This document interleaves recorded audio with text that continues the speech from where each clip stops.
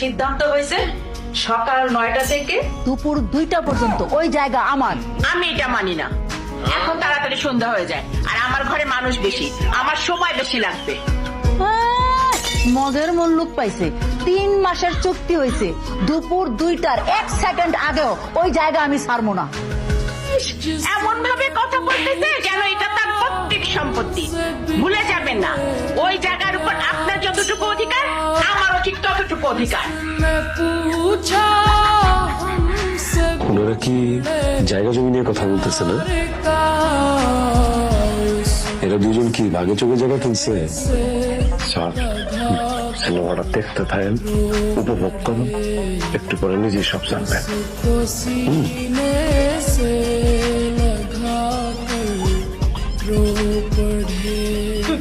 এই যে Lamine aunty, Sherry aunty, আপনারা দুইজন এই জায়গা নিয়ে যেমনে ঝগড়া করতেছেন মনে হচ্ছে এটা আপনাদের ব্যক্তিগত সম্পত্তি। এই জায়গার উপরে আপনাদের দুইজনের যেমন অধিকার আছে